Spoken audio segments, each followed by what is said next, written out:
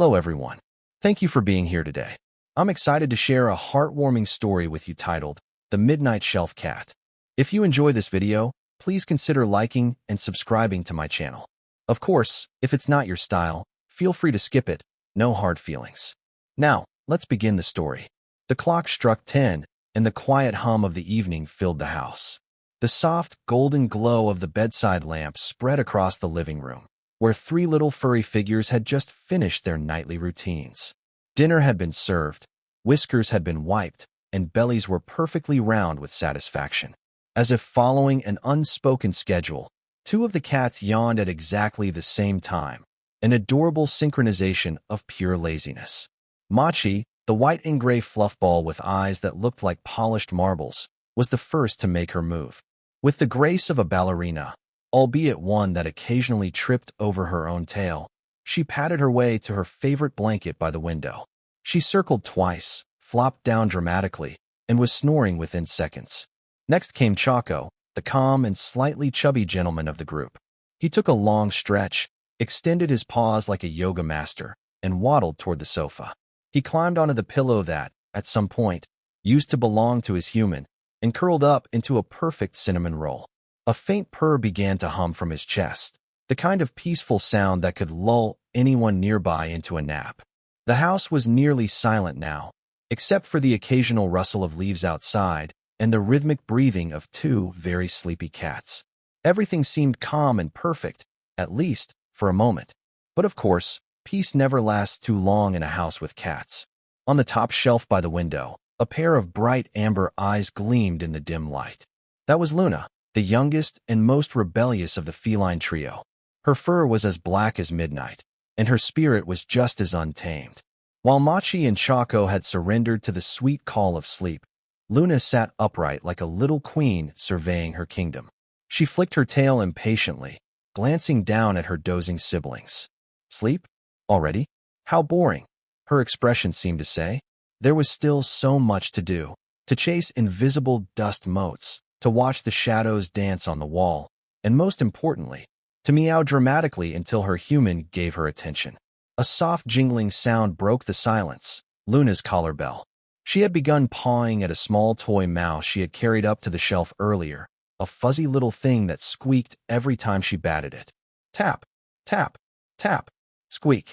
Down below, Machi's ear twitched in irritation. Chaco's tail flicked once, warningly. But Luna didn't care. She was in full midnight zoom eyes mode. That magical hour when cats believe the house is their playground and physics no longer applies. Luna, I whispered from across the room, half amused, half resigned. It's bedtime. Come down, little one. She turned her head toward me, her eyes wide and innocent. Then, in classic cat fashion, she did the exact opposite.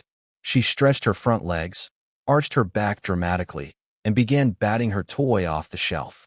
It fell with a soft plop onto the carpet below. I sighed. You did that on purpose, didn't you?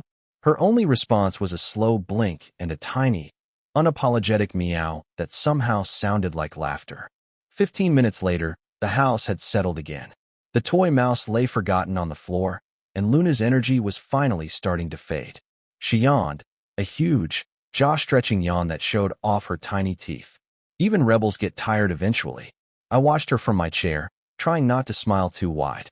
There was something endlessly amusing about this nightly ritual. Two disciplined cats asleep before bedtime, and one stubborn night owl determined to break the rules. Yet somehow, it made the house feel alive. Luna hopped down gracefully, her paws landing soundlessly on the carpet. She looked around as if to make sure everyone was watching her final act. Then she sauntered, over to where Chaco was sleeping.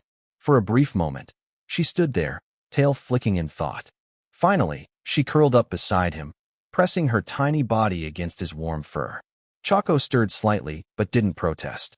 Within seconds, the trio was together again, a soft pile of fur and dreams. I leaned back and let out a quiet laugh. Good night, little shelf cat, I whispered, switching off the lamp. The room fell into darkness, but the faint sound of purring filled the air. It was a gentle, rhythmic lullaby, the kind that could only come from a house full of love and whiskers. Somewhere in that cozy tangle of fur, Luna twitched her paw as if still chasing her toy in a dream. Even in sleep, her mischievous spirit didn't rest. But that was just who she was, a tiny spark of curiosity in a world too calm for her liking. As I headed to bed, I couldn't help but think how perfectly my cats represented life itself. Some days calm and steady, others wild and unpredictable. And in between, a bit of chaos that keeps everything interesting. Because really, what's a home without a little mischief before bedtime?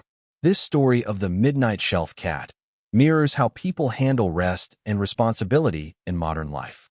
Just like Luna, many of us struggle to slow down even when the world around us is ready to rest. We chase after unfinished tasks, scroll endlessly through our phones, or keep our minds buzzing with ideas, all while others, like Machi and Choco, have learned the quiet power of winding down. In today's fast-paced society, it's easy to mistake constant activity for productivity, forgetting that true balance also requires knowing when to stop. Luna's late-night playfulness may seem harmless, but it reminds us how restlessness can keep us from the peace we need to recover and grow. The best lesson here is that rest is not laziness. It's preparation for tomorrow. Taking time to pause, breathe, and recharge allows us to be more creative, calm, and focused when it's time to act again. So whether you're a Machi, a Choco, or a Luna, remember that even the most energetic spirits need moments of stillness. Sometimes, the smartest thing you can do at night is exactly what the cats do best. Find your cozy corner, curl up, and simply let the world drift away.